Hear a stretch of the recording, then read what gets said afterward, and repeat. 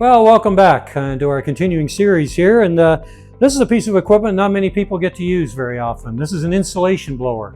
Now, what this is for is blowing cellulose insulation, which is the paper, that gray insulation that you can buy in bundles. And first off, make sure when you buy your material that hopefully it hasn't been sitting in a warehouse too long. It is partial to getting wet, and you do not want it to be wet or damp. The corners a lot of time are what get a little wet or damp, and they make like chunks, and that's what sometimes can give you a problem when you're trying to spray the cellulose. Now, the cellulose is sprayed into the ceiling of your house or any building, and it can also be used in the walls to insulate, as opposed to using fiberglass insulation. Now, this particular unit is a 2-inch hose, has about 75 feet of hose. So this part is going to be outside usually, or somewhere in the house, which is not going to create a real mess, or the area would be cordoned off, maybe plasticed off, window open, because your cellulose is just like dry paper, so it tends to blow everywhere. Now, what you'll do here to hook this machine up is this hopper. Is a nice thing about this machine. It was designed by a fellow that actually did the job and worked in blowing insulation, so everything is accessible. Nothing's hidden. There's no areas where it can get blocked that you can't see it, where you can't clear it out. And this is your blower. This blower here will hook right onto this area here, like so. This end of the hose, and as you see, there's a rubber seal in it. This will screw onto here. Just push it on and turn it. It's got a couple little nibs on it. Alrighty. This is a remote start-stop for the blower, so that the person that's up in the attic or away from the machine can actually start and stop it, because obviously when this material starts coming out of this hose, there's no way. Some of them have a knob on it to turn it off. We've found that the problem with that is if you don't get the blower off quick enough, even though you turn the knob and shut the material coming out of the hose, it's still coming at you through the mixer and the blower, and you start backing up in your hose and plugging your hose. And that takes a while to unplug if you've ever had that happen to you. So, good idea to have this available. This is a 2-person job.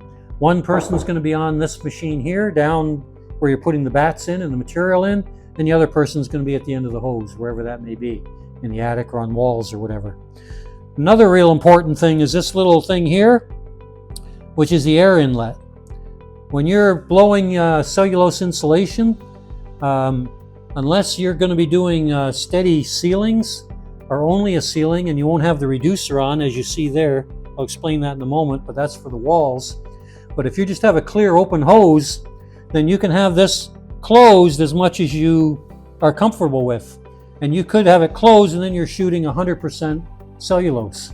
But bear in mind, if there's any kind of obstruction, or you want to, there's a chunk in your hose or anything, then it can't get through, that when that stops, everything backs up in the hose. So it's always good, I think, to have, there's a line we put on here as recommended. There's always good to have a bit of air mixed with the cellulose as you're blowing it. It may take a little bit longer because you're not blowing as much cellulose, but you've got a little more control. And that's probably worth it when you start to, because this stuff, no matter if it starts going all over the place, it's pretty messy. So you can turn it on and off with your switch, the blower. There's a breaker underneath these motors, because you're running 2 motors. You're running a mixing motor, and you're running usually a blower off the same circuit. So make sure you have adequate power, and you're using a heavy number 12 extension cord, which is available when you rent it. There is a toggle switch.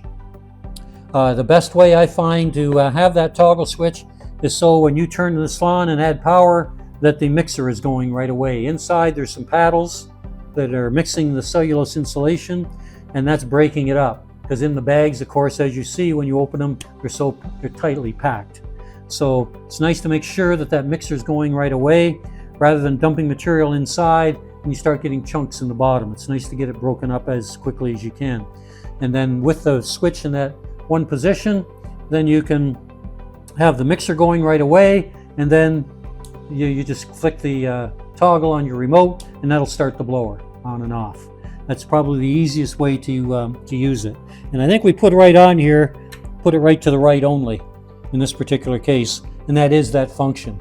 Because the other functions are the blower and mixer coming on together when you trigger the switch, or maybe just the blower coming on first and then you have to put the mixer on. So having that on right away is perfect. You've also got a couple of fuses here, which sometimes are needed when you don't have adequate power, or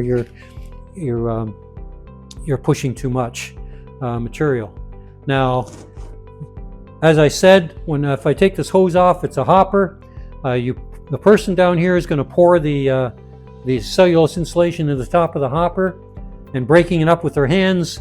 There are some rods across the top, so you can't put your hands too far. But there are steel mixers down here, paddles, and you want to have it broken up really well. Don't be afraid to have the mixer running for a while before you start, or have it running and take your time, shut it off. Make sure the operator down here has enough time to get material in there so it can mix up well and you don't get chunks through.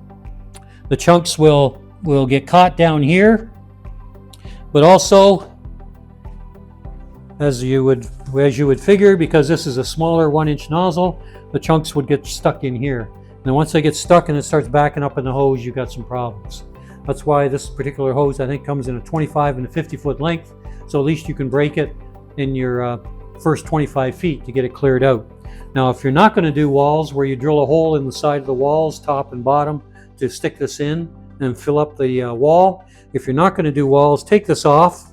It's just held on with a clamp, and just have it coming out freely. Less chances of the hose getting plugged up. And obviously it's going to go out a lot quicker.